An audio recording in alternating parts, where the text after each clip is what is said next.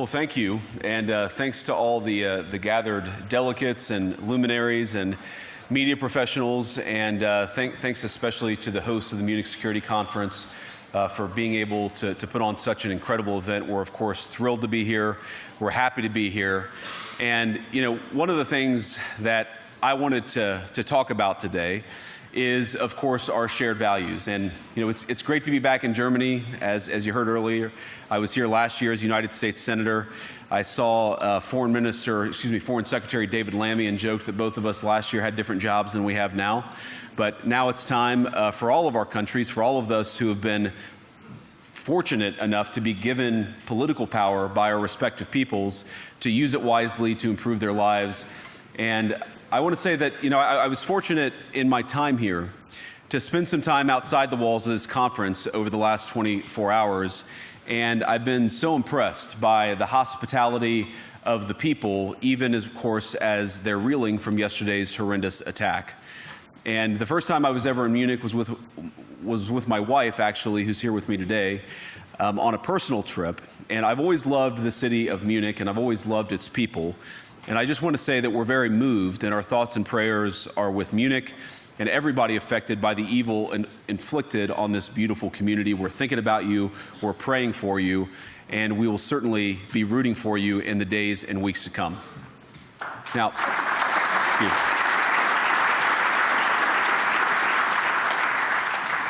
I hope that's not the last bit of applause that I get, but we gather at this conference, of course, to discuss security, and normally we mean threats to our external security. I see many great military leaders gathered here today. But while the Trump administration is very concerned with European security and believes that we can come to a reasonable settlement between Russia and Ukraine, and we also believe that it's important in the coming years for Europe to step up in a big way to provide for its own defense, the threat that I worry the most about vis-a-vis Europe is not Russia, it's not China, it's not any other external actor. And what I worry about is the threat from within, the retreat of Europe from some of its most fundamental values, values shared with the United States of America. Now, I was struck that a former European commissioner went on television recently and sounded delighted that the Romanian government had just annulled an entire election. He warned that if things don't go to plan, the very same thing could happen in Germany too. Now, these cavalier statements are shocking to American ears. For years, we've been told that everything we fund and support is in the name of our shared democratic values. Everything from our Ukraine policy to digital censorship is billed as a defense of democracy.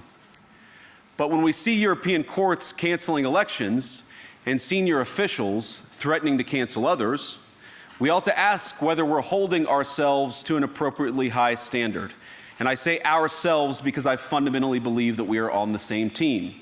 We must do more than talk about democratic values, we must live them. Now, within living memory of many of you in this room, the Cold War positioned defenders of democracy against much more tyrannical forces on this continent. And consider the side in that fight that censored dissidents, that closed churches, that canceled elections. Were they the good guys? Certainly not. And thank God they lost the Cold War. They lost because they neither valued nor respected all of the extraordinary blessings of liberty. The freedom to surprise, to make mistakes, to invent, to build. As it turns out, you can't mandate innovation or creativity, just as you can't force people what to think, what to feel, or what to believe. And we believe those things are certainly connected. And unfortunately, when I look at Europe today, it's sometimes not so clear what happened to some of the Cold War's winners. I look to Brussels, where EU commissars warn citizens that they intend to shut down social media during times of civil unrest the moment they spot what they've judged to be, quote, hateful content. Or to this very country, where police have carried out raids against citizens suspected of posting anti-feminist comments online as part of, quote, combating misogyny on the internet, a day of action. I look to Sweden, where 2 weeks ago the government convicted a Christian activist for participating in Koran burnings that resulted in his friend's murder. And as the judge in his case chillingly noted, Sweden's laws to supposedly protect free expression do not, in fact, grant, and I'm quoting, a free pass to do or say anything without risking offending the group that holds that belief. And perhaps most concerningly, I look to our very dear friends, the United Kingdom, where the backslide away from conscience rights has placed the basic liberties of religious Britons in particular in the crosshairs. A little over 2 years ago, the British government charged Adam Smith Connor, a 51-year-old physiotherapist and an Army veteran, with the heinous crime of standing 50 meters from an abortion clinic and silently praying for 3 minutes. Not obstructing anyone, not interacting with anyone, just silently praying on his own. And after British law enforcement spotted him and demanded to know what he was praying for, Adam replied simply, it was on behalf of the unborn son he and his former girlfriend had aborted years before. Now, the officers were not moved. Adam was found guilty of breaking the government's new buffer zones law, which criminalizes silent prayer and other actions that could influence a person's decision within 200 meters of an abortion facility. He was sentenced to pay thousands of pounds in legal costs to the prosecution. Now, I wish I could say that this was a fluke, a one-off crazy example of a badly written law being enacted against a single person. But no, this last October, just a few months ago, the Scottish government began distributing letters to citizens whose houses lay within so-called safe access zones, warning them that even private prayer within their own homes may amount to breaking the law. Naturally, the government urged readers to report any fellow citizen suspected guilty of thought crime. In Britain and across Europe, free speech, I fear, is in retreat. And in the interest of comedy, my friends, but also in the interest of truth, I will admit that sometimes the loudest voices for censorship have come not from within Europe, but from within my own country, where the prior administration threatened and bullied social media companies to censor so-called misinformation. Misinformation like, for example, the idea that coronavirus had likely leaked from a laboratory in China. Our own government encouraged private companies to silence people who dared to utter what turned out to be an obvious truth. So I come here today not just with an observation, but with an offer. And just as the Biden administration seemed desperate to silence people for speaking their minds, so the Trump administration will do precisely the opposite, and I hope that we can work together on that. In Washington, there is a new sheriff in town, and under Donald Trump's leadership, we may disagree with your views, but we will fight to defend your right to offer it in the public square, agree or disagree.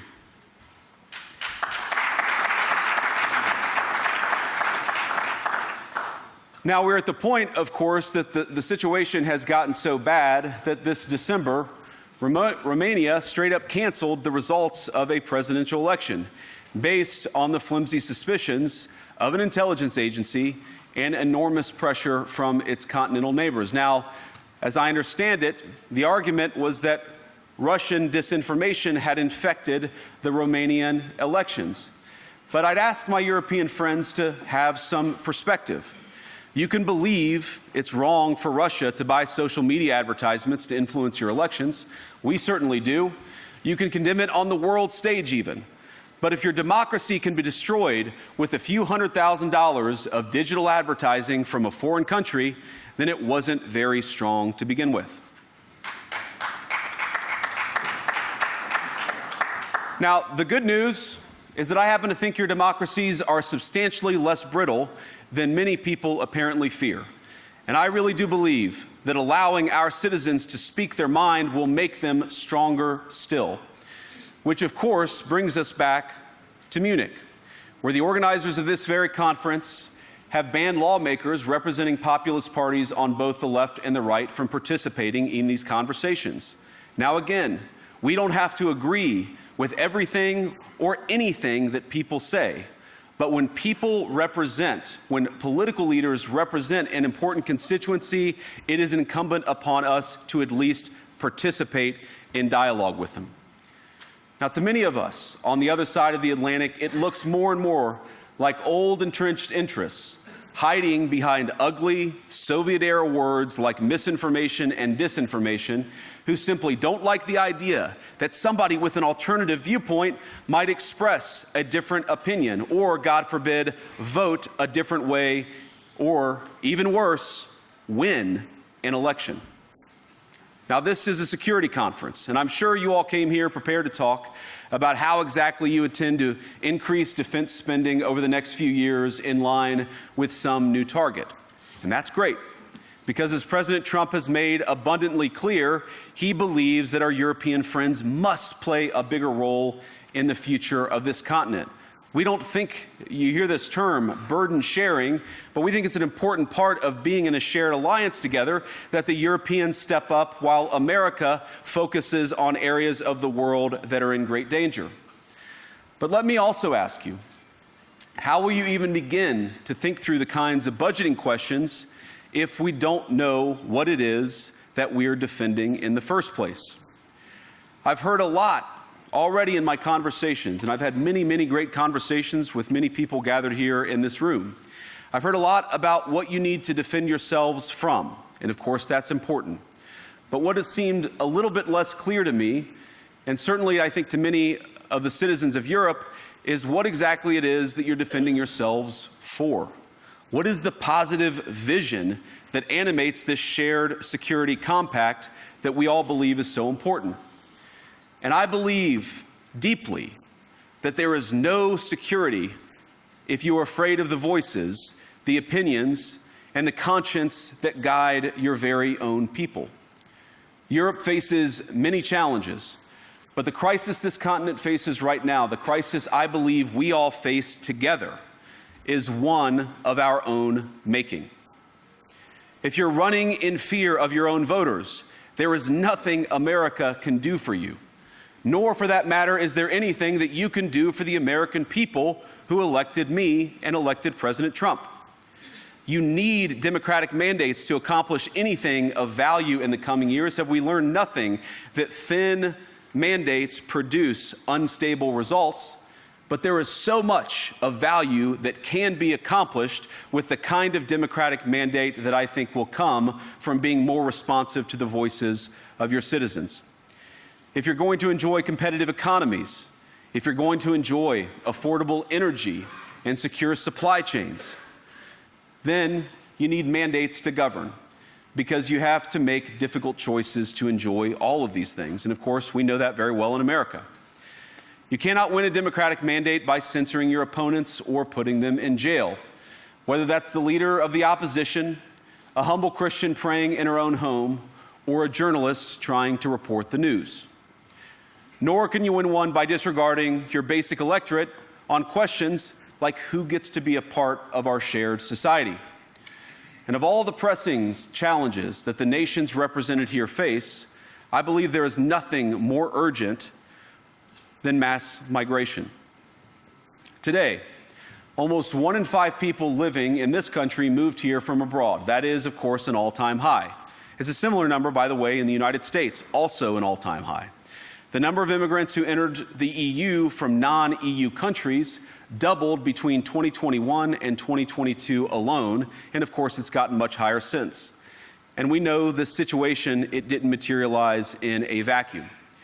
It's the result of a series of conscious decisions made by politicians all over the continent and others across the world over the span of a decade. We saw the horrors wrought by these decisions yesterday in this very city. And of course, I can't bring it up again without thinking about the terrible victims who had a beautiful winter day in Munich ruined. Our thoughts and prayers are with them and will remain with them. But why did this happen in the first place? It's a terrible story, but it's one we've heard way too many times in Europe and unfortunately too many times in the United States as well. An asylum seeker, often a young man in his mid-20s, already known to police, rams a car into a crowd and shatters a community. How many times must we suffer these appalling setbacks before we change course and take our shared civilization in a new direction?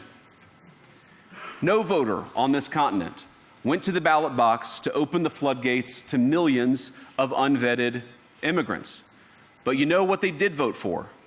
In England, they voted for Brexit, and agree or disagree, they voted for it. And more all over Europe, they're voting for political leaders who promise to put an end to out-of-control migration. Now, I happen to agree with a lot of these concerns, but you don't have to agree with me. I just think that people care about their homes, they care about their dreams, they care about their safety and their capacity to provide for themselves and their children. And they're smart. I think this is one of the most important things I've learned in my brief time in politics. Contrary to what you might hear a couple mountains over in Davos, the citizens of all of our nations don't generally think of themselves as educated animals or as interchangeable cogs of a global economy. And it's hardly surprising that they don't want to be shuffled about or relentlessly ignored by their leaders. And it is the business of democracy to adjudicate these big questions at the ballot box. I believe that dismissing people, dismissing their concerns, or worse yet, shutting down media, shutting down elections, or shutting people out of the political process protects nothing. In fact, it is the most surefire way to destroy democracy. And speaking up and expressing opinions isn't election interference. Even when people express views outside your own country, and even when those people are very influential. And trust me, I say this with all humor, if American democracy can survive 10 years of Greta Thunberg scolding, you guys can survive a few months of Elon Musk. But what no democracy, American, German, or European, will survive is telling millions of voters that their thoughts and concerns, their aspirations, their pleas for relief are invalid or unworthy of even being considered. Democracy rests on the sacred principle that the voice of the people matters. There's no room for firewalls. You either uphold the principle or you don't. Europeans, the people, have a voice. European leaders have a choice. And my strong belief is that we do not need to be afraid of the future. You can embrace what your people tell you, even when it's surprising, even when you don't agree. And if you do so, you can face the future with certainty and with confidence, knowing that the nation stands behind each of you. And that, to me, is the great magic of democracy. It's not in these stone buildings or beautiful hotels. It's not even in the great institutions that we have built together as a shared society. To believe in democracy is to understand that each of our citizens has wisdom and has a voice. And if we refuse to listen to that voice, even our most successful fights will secure very little. As Pope John Paul II, in my view, one of the most extraordinary champions of democracy on this continent or any other, once said, "Do not be afraid." We shouldn't be afraid of our people, even when they express views that disagree with their leadership. Thank you all. Good luck to all of you. God bless you.